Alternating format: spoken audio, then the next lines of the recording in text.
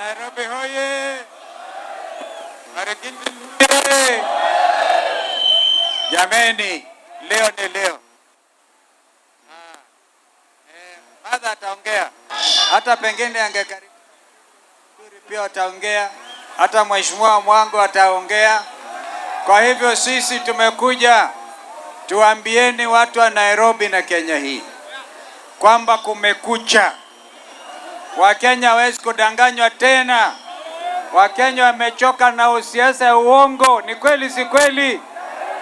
Kwanza wale watu wameathirika zaidi na uongo ni watu wa Northeastern, watu wa Mandera, watu wa Garissa, watu wa Wajir, watu wa Tana River, kwa sababu hawa watu chini ya katiba wanapatiwa inaitwa Equalization Fund.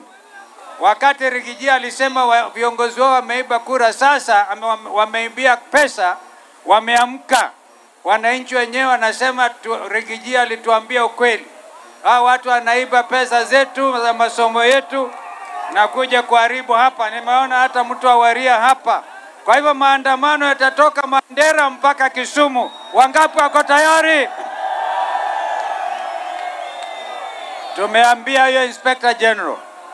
Tumeangaliana macho kwa macho. Hata mimi leo navalia kama wao. Wajue hata sisi sio kama kidogo. Tukaambia mkimuguza mmoja wetu vile walidhubutu kumuua Rigiji, Kenya haiwezi kuwa Kenya tena. Wangapi wanasema wakimguza yeyote tutatoka zote?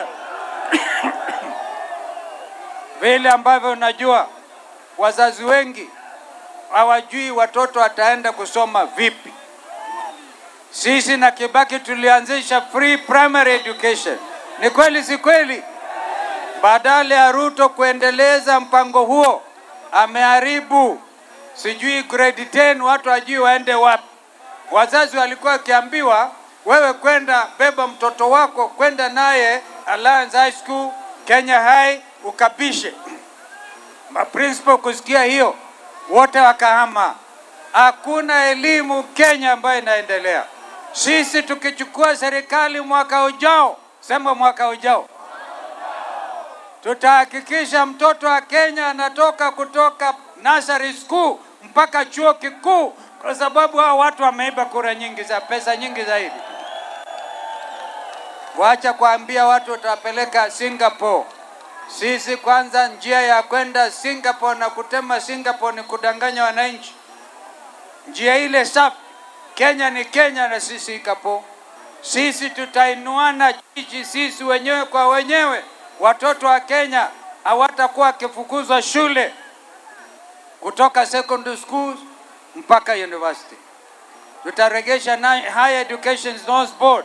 Tumesema hizi manyumba ambazo anaibia wananchi pesa, ile ambayo anaita affordable housing, hizo zote tutarudisha kwa makaunti na wananchi waregeshiwe pesa zao, kwa sababu ni wizi mtupu kabisa huyo. Wananchi hoye! Nairobi hoye! Lakini leo tumewaambia barua ambayo Martha Karua ameweka saini leo, ikiwa William Ruto kama chairman wa National Security Council, na alafu deputy yake Kindiki, na Inspector General huyu na waziri Musalia na wengine, kama watakomesha mambo ya goonism. Sasa hakuna police service, ile iliyoko ni magoon wa Sakaja. Dunia nzima ilionekana Sakaja aenda asiende, kwa sababu yeye alijivuna akasema hii maandamano ya 25th Gen Z itafanyika. Runinga dunia nzima ikaonyesha magoon wakibeba vitu vyao na polisi kuwasindikiza. Ikaonekana kwa Al Jazeera, ikaonekana Ulaya mzima, ikaonekana kwa CNN. Tumesema mambo haya ya usalama na polisi, badala ya kuwa utumishi kwa wote, wamekuwa utumishi kwa Ruto.